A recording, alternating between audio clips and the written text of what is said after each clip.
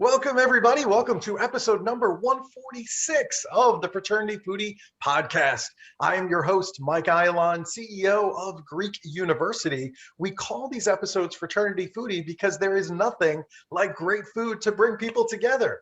Now, go and check out the new book that we released 1 month ago. It's called From Letters to Leaders, Creating Impact on Your College Campus and Beyond. It's available on your Kindle for only $2.99, or you can have the paperback shipped to you for only $9.99 on Amazon. Go check that out.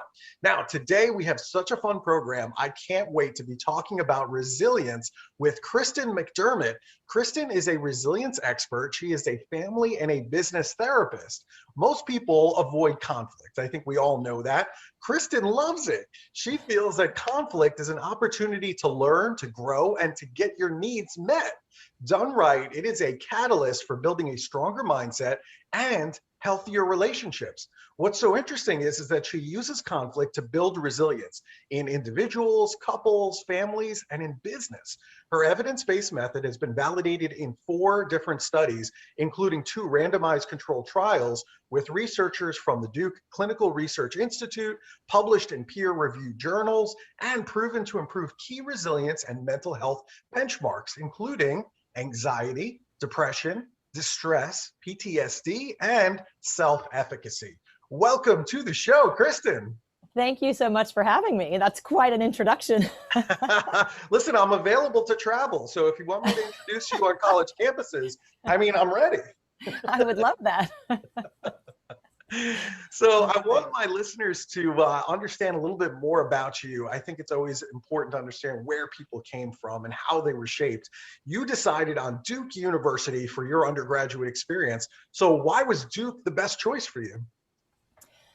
I don't know. I feel like it was just lucky. I just ended up, just was one of those follow your gut things. Mm-hmm. And it turned out to be, my best friends are still 30 years later, which tells you how old I am. I just had my 30th reunion.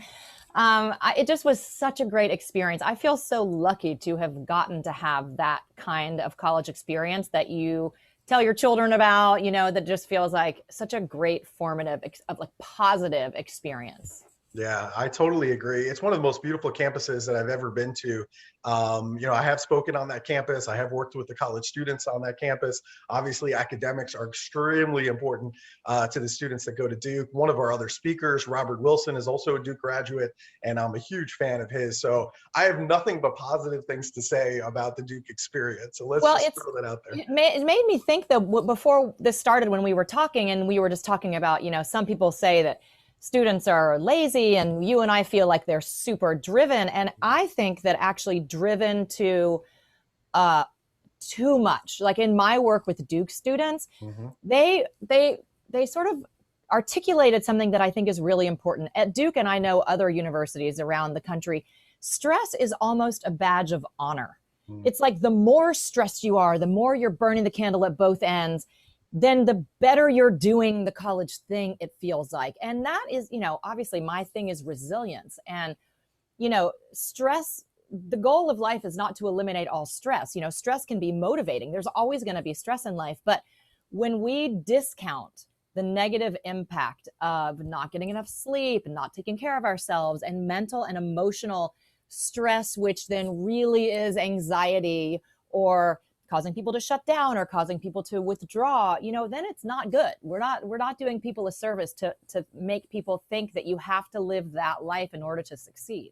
Yeah, I'm seeing that anxiety not only with students, but also student administrators that are being worked, ridiculous 70 hours a week, not sleeping. They're on call 24/7, 7 days a week, and it's a badge of honor. And I'm like, why is that normalized? That shouldn't be right.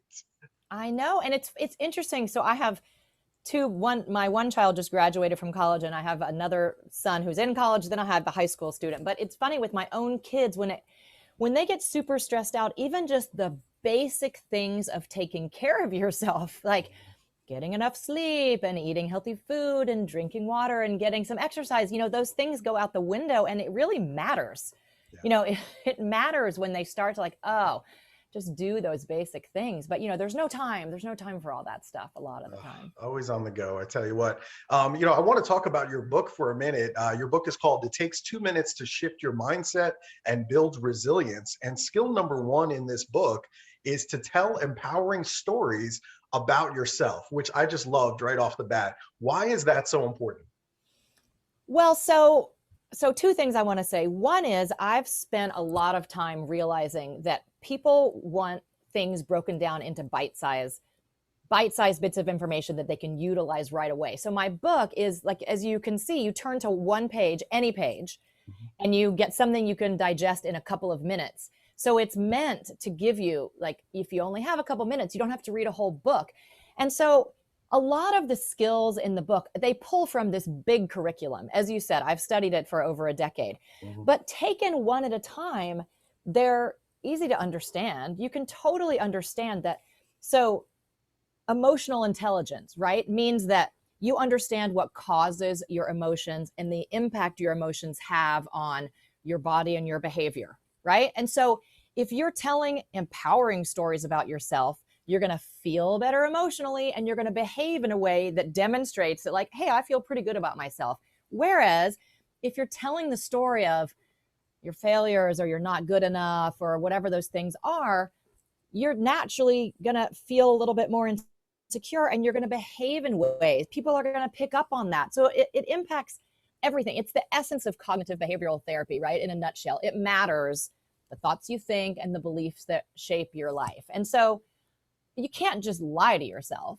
That's not the point. Like some people are like, always be positive. That is not, I think, acknowledging your emotions and being real about your emotions is equally important. But when you can develop some self-awareness and lean in the direction of the more positive story, be aware of what story you're telling. Don't you know people who probably aren't even aware of just how negative they are? It's like their contribution, it's just negative about themselves or about someone else or about life. And you notice it when you're around them, but they probably have no idea that that's the track. And so it's just, developing that self-awareness that it matters what comes out of your mouth. Yeah. It matters to you, it matters to others. Yeah, you and I are alike in a lot of ways. When we put together our book, we did the same thing. We wanted to make sure that people had these short chapters to get a lot of information very quickly and be able to digest that, in a few minutes. And I think you've done the same thing with your book, which I think is great. And I really believe in telling empowering stories. And I think that we can all think about a success story that happened to us, let's say over the last week or the last 2 weeks. And when we come into a social scenario where we meet somebody for the first time, most people will say, well, what's new, Kristin? And instead of just saying, not much, Mike, you can automatically go to that success story. And that makes all the difference in the conversation that you're about to have. And so come to these opportunities with that success story, know exactly what you're going to talk about. And I think it changes the dynamic completely for that conversation, for that networking opportunity that you're just about to embark on. Because think about it, we feel people, right? We feel people's energy. And so, we're attracted to people who are optimistic and empowered and feel good about themselves. And on the complete opposite side of the coin, because I love that you said that, I also think that, life sometimes feels like a contradiction, right? But equally important is the ability to be real and be vulnerable. Because, if you think about who you really connect with, you connect with people who don't seem like they're all perfect. You connect with people who are authentic and willing to share that, life isn't all perfect. They're human. And one of the things that I see with college kids, because that's really my favorite age group to work with, is that we don't teach our younger adults to take ownership of their failures and what they've learned from them, right? We teach that it's like failure is not okay, but everyone is going to fail. And if you look at the most successful people in any aspect of life, they would tell you that they couldn't have gotten where they got if it were not for their failures. But I didn't learn that when I was at Duke. I thought failure was the worst. It meant that I was not living up to who I was supposed to be. And it was hard to learn that. So I try to get that in as well, early on, like talk about your failures in a way, because you can learn from them. If you're learning from them, then you're getting better and stronger. Yeah, we have to normalize mistakes. I talk about it all the time. If people think that I haven't made mistakes in life, you don't know me very well then, because I've made so many mistakes. I mean, as an undergraduate, which is the opportunity for us to make mistakes and figure out what our leadership styles are, what works, what doesn't work. In my first job, in my last job, in my current job, it happens over and over again, but I learn from it and I become better. And so I think that's really ultimately all that we ask. The other thing that I think you're very honest about is you say that life is messy, and sometimes we have to take those difficult experiences and learn from them, grow, and become even stronger. So you developed the MacDermott Method, which is really a resilience model. Explain to our listeners, how does that method work?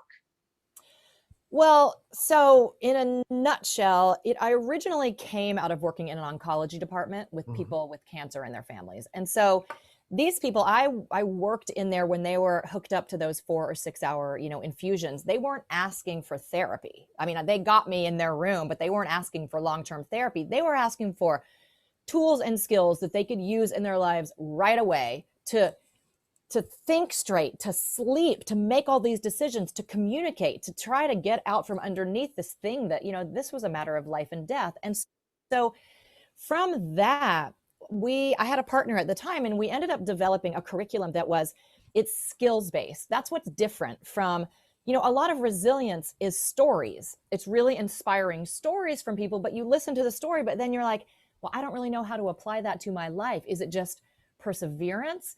And I don't think resilience should be just about perseverance. I think you can use really difficult times in your life to learn about yourself so that you come out the other side actually feeling like a better, stronger, happier version of yourself. So, I mean, this curriculum has been developed over so many years that it's a lot of skills. There's a lot in it, but I pull it all out into these tiny bite-sized things. So like I said, taken one at a time, 99% of them, maybe all of them, are things you'd be like, well, you for sure would be like, oh yeah, I totally get that. That's good. I'm not making new stuff up, but we forget things like pay attention to how you come across to others, right?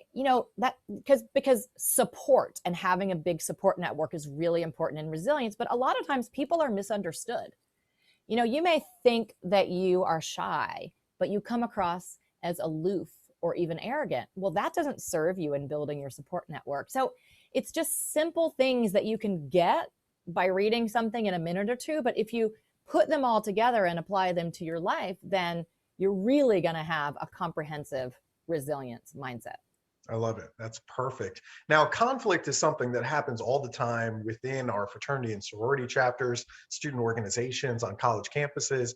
And, couples counseling was life-changing for you and your husband, Michael. As you know, conflict happens all the time in our relationships, in the workplace, in the organizations we belong to. So explain to us, what are the rules of engagement or communication skills that work to de-escalate conflict?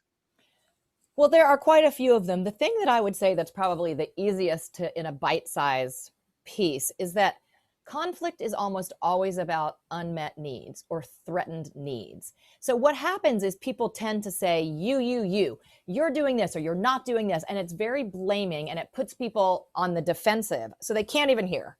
So there's not really even a conversation going. But if you can step back and take a minute and collect your thoughts and identify, what is it that you actually need, and present that, the other person may not be able to accommodate you, but a lot of times you can't, especially in things like families, for example, where, people love each other. They want to get along. They just I think about this pandemic where you had, adult children living in their homes with their parents. They shouldn't be there. They should be on college campuses. They should not be in their parents' homes. And when people could have these conversations about, what do you need? Then you can say well, maybe the parent needs peace and quiet at a certain time of day to do their work, but the college kid needs to be able to play their music really loud because it's the only thing that makes them feel better. So you have these two conflicting needs. But if you can talk about it instead of just blaming, you can say, okay, so hold on. I should be able to get my need for peace and quiet met, and you should be able to get your need for some fun music met if we just schedule ourselves better. I mean, that's a super simple example, but that's the biggest thing, is to break it down to needs, and you can almost always find a way to move forward in a relationship. Love that approach. Really smart. You mentioned emotional intelligence earlier. Why is that important for parents and their children? Well, so I mean, resilience is about using something difficult to feel better, right? So the only way to feel better is to have some kind of control over your emotions.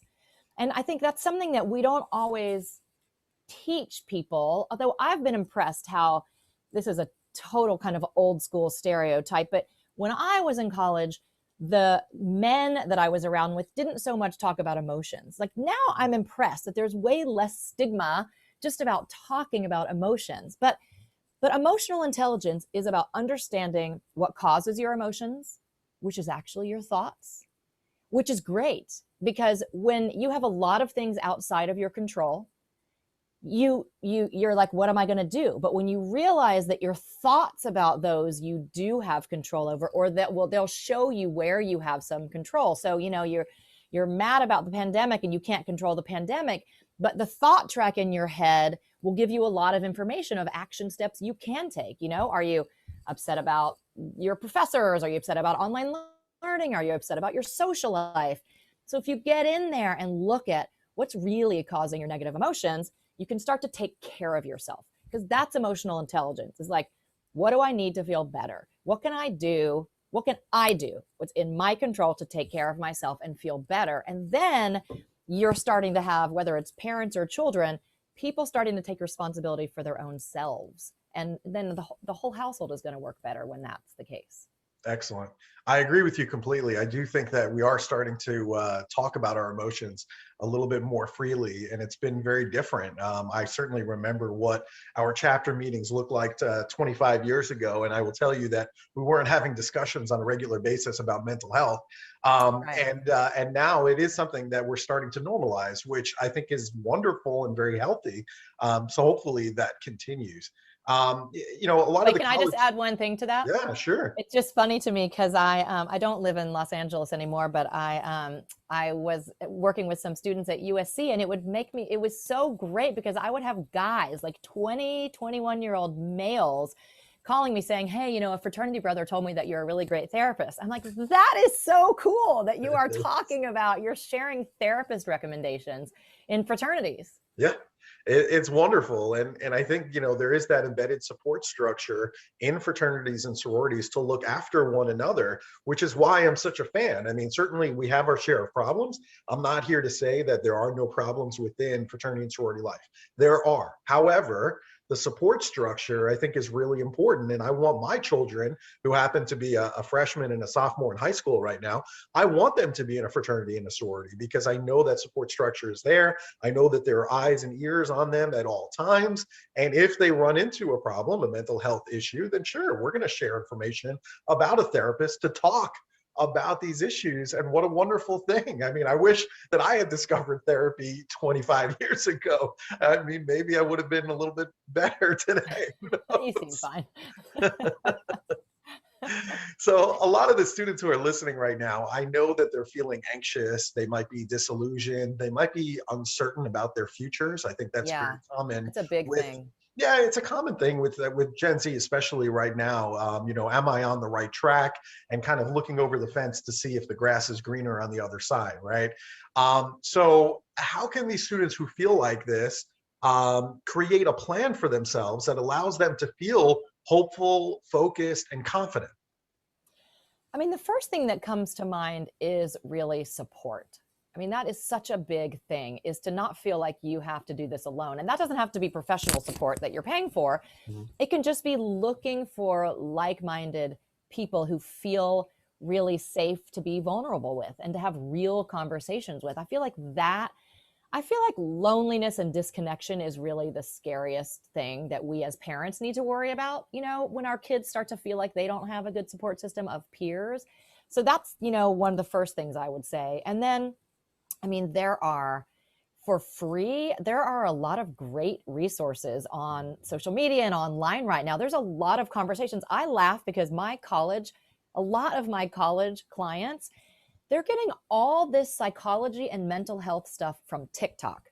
Now, I have no credibility in that area because I've never even been on TikTok, but it's fascinating to me, like good conversations they'll bring to me and say, yeah, I read this thing about anxiety, on TikTok. I was like, really? Should I be paying attention to TikTok? So there's good stuff, and it's the Gen Zs out there, like seeking this information. Yeah, I completely agree. Never in a million years would I think that I have a TikTok account, but I do have a TikTok account for that reason, because I'm just blown away at some of the, really quick information that you can get out there that the students themselves are putting out, which I absolutely love. So, if you want to be seen with Gen Z, let me tell you, it's time to open up that TikTok account and see what's going on there. I think it's fascinating, and I really like it. But I will tell you this, you will go down a rabbit hole, and you'll just check it out for a minute before you go to bed, and suddenly you're going to look at the clock and it's going to be like 3 or 4 o'clock in the morning, and you're going to go, I'm not getting any sleep tonight, clearly.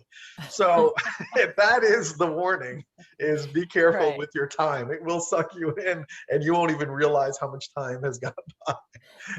So anyway. Well, maybe that's why I don't really do that much social media. Although on my Instagram, we do little short tidbits too. Just we call them little mini books. It's like, I think you can only have 10 images, but they're just short, one skill at a time that, that just, again, you can apply to your life right away. Just stuff that you probably know, but it's going to be reminded. Yeah. We love to give back here. We love to be community service oriented, and you're involved with a whole bunch of nonprofits that I wanted to talk about briefly. You're the co-founder of Pathfinders, which is an Aspen-based nonprofit dedicated to improving the lives of people who are living with cancer, as well as those who are experiencing grief. Tell us more about Pathfinders. Well, when I was doing all that research, that was where I was living in Aspen, where this whole curriculum was developed. And, therapy is a really, really important tool, but it's expensive. It just is. And so that was something early on. My partner and I realized that there were a lot of people who needed the one-on-one model. They just needed someone during that time of crisis, and they were never going to be able to afford it. And so that has then morphed into a much bigger thing. Strangely, there's a lot of loss in Aspen, Colorado. It's a small town, and there's a lot of suicide, and there's a lot of these freak accidents. And so grief is another time, when people just need professional help. And so we give that for free to people there. And it just feels like such a great thing to do, because, everyone has a period of time when there's a crisis, and a lot of people won't reach out. And then even if they were inclined to reach out, they couldn't afford it. And so to be able to help someone in that time of crisis, when, how are we supposed to know how to do this on our own? Even I'm trained in this, and there are times when I need professional help. So it's just great to be able to offer that to people. I love that you do that. That is a wonderful, wonderful organization. And you also help start 0 Hour Expeditions. This is a nonprofit that helps combat veterans reintegrate into civilian life and overcome the effects of PTSD by experiencing a 30-day wilderness trip. What was your inspiration with this?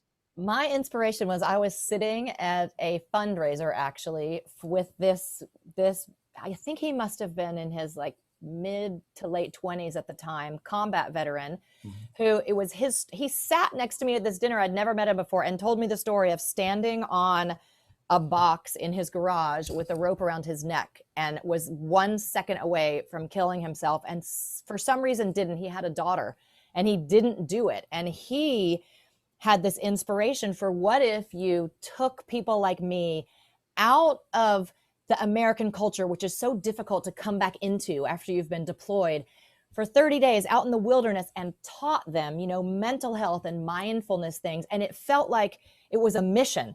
You're carrying your pack, you're with like a kind of a cohort of people. It feels like another mission, which makes sense to them, but you're not trying to do all that regular day-to-day stuff that was feeling so difficult to do. And so it was his idea, and I just was so impressed with him that I said, I would love to help you make this happen. If that story doesn't inspire you, then you don't have a pulse. I don't know what to tell you. Exactly. I understand now why you started that. I mean, if I was sitting next to him, I probably would have done the same thing that you did. Yeah. That is wonderful. That is really, really good. So, all right. So now you are in the Palm Beach Gardens area of Florida, and we love good food. So, I'm thinking about taking a vacation in your neck of the woods. What is your favorite restaurant out there? Because I need to get some good food. Okay, I'm gonna say two because I am a vegetarian, so that All makes me right. sort of weird. But That's good. there, My daughter's a vegetarian. That's a good. oh really? So Yeah. there is this Indian restaurant, which it's not vegetarian, but they always have good stuff for vegetarians, and it looks like stage, but they pronounce it stage, and it's so good. And then just for a regular restaurant that's just such a fun atmosphere and just really great, down in West Palm, there's a restaurant called Lola 41, which is really good too. Wow, that sounds really good. My daughter's going to be happy that you recommended some vegetarian options. She's always mad. She's like, I'm a vegetarian. And meanwhile, the rest of the family is like digging into steaks. Oh, me too. And I'm cooking that stuff for the rest of the family. I mean, I cook regular food every single day for my family. Yeah, so that's good. She's going to be really happy when we go to a vegetarian option there in Florida. So this has been really fun. I really enjoyed the time with you, and I'm sure that there are listeners right now that want to connect with you either for private therapy or consulting. You got some great recommendations from fraternity brothers out there. So where's the best place for them to go to connect with you? They can either go to KristinMacDermott.com, because there's a way to just contact me there, or MacDermottMethod.com, and you can kind of see all my programs that I have there. But either way, you can connect with me right from there. That sounds perfect. So that's Kristin, Kristin, and then the last name is MacDermott, MacDermott.com. Go check that out. Connect with Kristin. I will tell you that if you talk to her and you get some private therapy or some consulting services, you will be very happy that you did. So thank you so much. Well, you know what I will also do just for your listeners? I'm going to put I'll put a web page up for you. What do you think it should be? What do you want me to put as like MacDermottMethod.com / Greek University. Greek University. I'll do that, and then I'll put some discounts and stuff on there too. That sounds wonderful. I'll put the link in the video as well in the description, so that way people can go there and get a discount. So we really appreciate that. That's very good. Our college students can always use a break financially, so that's going to be a wonderful treat for them. So if you like this interview, please like it. Please share it with other college students, your fraternity brothers, your sorority sisters, if you think that Kristin can help them. And we hope to see you on a future episode of Fraternity Foodie. Thanks so much, Kristin. Thank you so much for having me. Hey, it's my pleasure. Can't wait to connect again. Let's talk soon. Thanks so much to our listeners. See you on the next episode.